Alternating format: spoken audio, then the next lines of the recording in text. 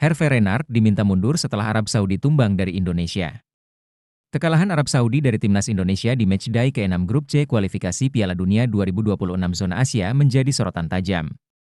Pelatih Arab Saudi, Hervé Renard, diminta bertanggung jawab atas kekalahan tersebut, bahkan beberapa pengamat menyerukan agar ia mundur dari jabatannya. Dilansir dari Al Saudiyah 356, pengamat sepak bola Arab Saudi, Batal Al-Qaus, menyebut bahwa tanggung jawab pelatih tidak cukup hanya diungkapkan melalui kata-kata. Mengambil tanggung jawab tidak hanya sekadar berbicara. Itu bukan tentang keberanian di media, melainkan mengambil tindakan nyata, termasuk mengajukan pengunduran diri jika diperlukan, tegas Batal Al-Qaus. Senada dengan itu, Khalid Al-Atawi, pengamat sepak bola lainnya, juga meragukan kemampuan Renard untuk membawa Arab Saudi keluar dari situasi sulit ini. Saya tidak melihat Renard sebagai sosok yang tepat untuk kondisi tim saat ini.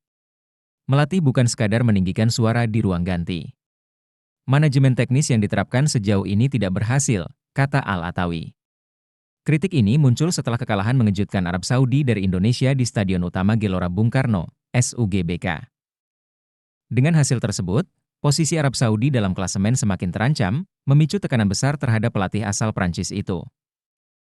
Apakah menurut kalian Hervé Renard layak untuk dipertahankan? Atau saatnya Arab Saudi mencari pelatih baru? Tulis komentar kalian di bawah. Ragnar Oratmangoen sumbang assist gemilang, Indonesia bungkam Arab Saudi.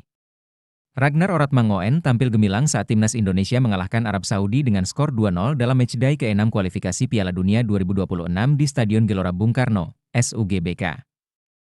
Dalam laga penting ini, Ragnar memberikan kontribusi besar dengan menyumbang 1 assist untuk gol Marcelino Ferdinand. Berbicara kepada wartawan seusai pertandingan, Ragnar memberikan pujian untuk rekannya itu. Menurut saya, itu assist yang bagus. Tapi cara Marcelino menyelesaikan gol itu benar-benar membuktikan kelasnya, ujar Ragnar. Pemain keturunan Belanda ini juga memuji kemampuan Marcelino yang mencetak gol kedua untuk timnas Indonesia. Dia punya kapabilitas luar biasa dan kualitas yang sangat tinggi. Saya bangga bisa bermain bersamanya, tambah Ragnar. Namun, Ragnar juga mengungkapkan keinginannya untuk tampil lebih baik di laga-laga selanjutnya. Saya seharusnya bisa lebih baik. Saya selalu ingin belajar dan berharap suatu saat bisa mencetak gol di GBK, tutup Ragnar. Bagaimana menurut kalian? Apakah Ragnar bisa mencetak gol di laga berikutnya? Tulis komentar kalian di bawah. Erick Thohir tetap jalankan evaluasi meski timnas Indonesia kalahkan Arab Saudi. Ketua Umum PSSI, Erick Thohir, menegaskan bahwa kemenangan 2-0 timnas Indonesia atas Arab Saudi di matchday ke-6 Grup C putaran ketiga kualifikasi Piala Dunia 2026 zona Asia tidak menghentikan rencana evaluasi besar-besaran. Laga yang digelar di Stadion Utama Gelora Bung Karno, hari Selasa kemarin, membawa angin segar bagi skuad Garuda. Namun, Erick menilai ada banyak hal yang tetap perlu diperbaiki. Evaluasi tetap dilakukan, meskipun kita menang. Ini bukan sekadar soal hasil di satu pertandingan, tapi memastikan konsistensi ke depan, ujar Erick Thohir kepada awak media usai pertandingan. Evaluasi ini mencakup seluruh aspek, mulai dari performa pemain hingga jajaran pelatih, termasuk posisi pelatih kepala yang saat ini diisi Shin Tae-yong. Langkah ini diambil demi memastikan timnas Indonesia tetap berada di jalur yang benar untuk 4 laga sisa di putaran ketiga kualifikasi. Kami harus memastikan kondisi pemain. Apakah ada yang cedera? Apakah mereka siap? Atau mungkin ada perbaikan yang dibutuhkan? Transfer window Januari nanti juga menjadi momen penting untuk beberapa pemain, lanjut Erick. Kemenangan atas Arab Saudi memang membawa harapan baru bagi perjuangan Indonesia menuju Piala Dunia 2026.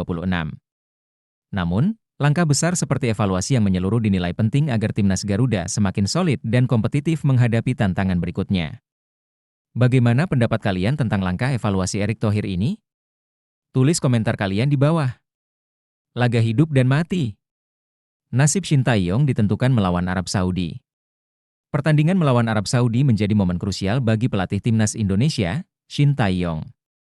Setelah 2 kekalahan beruntun, tekanan untuk meraih kemenangan semakin besar, terutama karena posisi Indonesia kini berada di dasar klasemen Grup C kualifikasi Piala Dunia 2026 dengan hanya 3 poin dari 6 laga. Laga yang akan digelar di Stadion GBK nanti adalah ujian terakhir bagi Shin Tae-yong. Arab Saudi, yang kini menempati peringkat ketiga dengan 6 poin, akan menjadi lawan yang sulit, mengingat performa mereka yang konsisten di tingkat internasional. Shin Tae-yong tak menutupi tekanan besar yang ia rasakan.